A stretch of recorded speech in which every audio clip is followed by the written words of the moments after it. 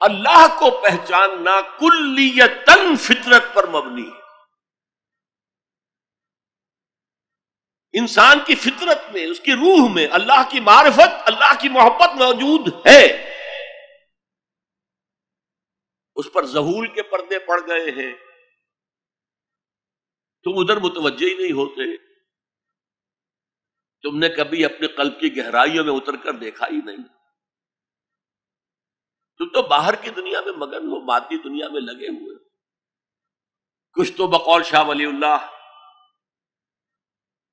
وہ حیوانیت کی سطح پر آ جاتے ہیں بیچارے. صبح سے شام تک کی کمر توڑ دینے والی محنت کے بعد بھی ان کی بنیادی ضرورتیں زندگی کی پوری نہیں ہوتی. وہ کیا کسی سے لو لگائیں گے، کیا خدا کو یاد کریں گے. کاد الفقر ان یکون کفرا، یہ فقر اور احتیاج اور مفلسی تو انسان کو کفر تک پہنچا دیتا. حضور کی حدیث. تو تم ادھر متوجہ ہو، ہماری طرح متوجہ نہیں ہوتے. حضرت ابراہیم کا قول کیا تھا؟ انی وجہت وجہی للذی فطر السماوات والارض حنیفا وما انا من المشرکین. اور یہ نماز کا افتتاح بھی ہے. انی وجہت وجہی، میں نے اپنا رخ سیدھا کر لیا ہے اللہ کی طرف، حنیف یکسو ہو کر، دائیں بائیں کوئی میری توجہ نہیں جا رہی. یہ ہے در حقیقت اس عبادت کا تقاضا، جو کہ شکر کا لازمی نتیجہ. اب اس کا سنتھیسس دیکھیے. میں نے کہا کہ سب سے پہلے ایمان باللہ وہ کلیتاً فطرت پر ہے. اسی لیے کانٹ نے یہ ثابت کیا، ایک کریٹیک آف پیور ریزن، اس کی کتاب جس نے ہنگامہ پیدا کر دیا تھا پورے یورپ میں. اس وقت تک کرسچینٹی ڈومیننٹ تھی اور مذہب ایک اہم عنصر تھا انسانی زندگی کا. اس نے کہا اللہ کے وجود کے لیے جتنے منطقی دلیلیں دی گئی ہیں سب غلط ہیں، میں سب کو کاٹ کر دکھاتا ہوں. جیسے ہم کہتے ہیں لوہے کو لوہا کاٹتا ہے، منطق نے منطق کو کاٹ دیا. There is no logical reason to prove the existence of God.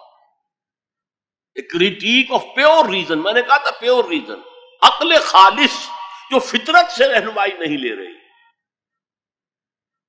وہ فلسفہ جو ہے اس کی منزل کیا ہے؟ ایگنوسٹسزم یا اسکیپٹسزم، لادریت یا ارتیابیت. پھر اس نے ایک کتاب لکھی بعد میں، کرٹیک آف پریکٹیکل ریزن. اس نے کہا کہ عملی طور پر انسان اخلاق حسنہ اختیار کر ہی نہیں سکتا جب تک کہ خدا کو نہ مانے. یہ نیسیسٹی ہے انسان کو کہ مانے. علامہ اقبال نے اس کو تسلیم کیا ہے، کانٹ کے اس دعوے کو. ان کی کتاب ہے reconstruction of religious thought in Islam, کہ کوئی منطقی دلیل خدا کے وجود کو ثابت نہیں کر سکتی. متکلمین نے کوششیں کی ہے، لیکن دلیل دلیل کو کاٹ دیتی ہے، منطق منطق کا توڑ کر دیتی ہے. وہ صرف قرآن نے لفظ آیت استعمال کیا جو میں نے بیان کیا تھا. اس کائنات میں ہر شے اللہ کی نشانی ہے. جیسے آپ کو اپنے کسی دوست کی دی ہوئی کوئی شے دیکھتے ہی دوست یاد آ جاتا ہے، ایسے ہی آفاق و انفس میں اللہ کی نشانیاں ہیں. تمہارے اندر بھی اللہ کی نشانیاں ہیں. ذرا توجہ تو کرو، آفاق کو دیکھو، کھول آنکھ، فلک دیکھ، زمین دیکھ، فضا دیکھ. افلا ينظرون الى الابل كيف خلقت والى السماء كيف رفعت والى الجبال كيف نصبت والى الارض كيف سطحت فذكر انما انت مذکر.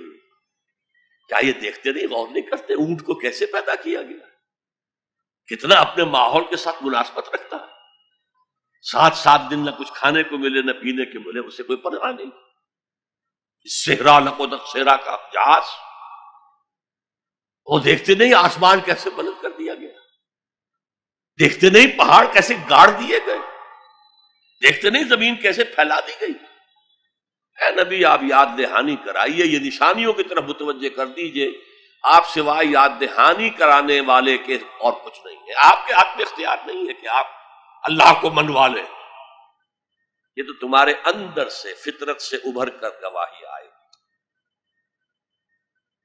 اب دیکھیے اس کے لیے آیت جسے میں یہ قرآن مجید کی طویل آیات میں سے جیسے آیت البر ہم نے پڑھی تھی، ان فی خلق السماوات والارض واختلاف اللیل والنہار والفلک التی تجری فی البحر بما ينفع الناس وما انزل اللہ من السماء من ماء فاحیا به الارض من بعد موتها وبث فیہا من کل دابۃ وتصریف الریاح والسحاب المسخر بین السماء والارض لآیات لقوم یعقلون۔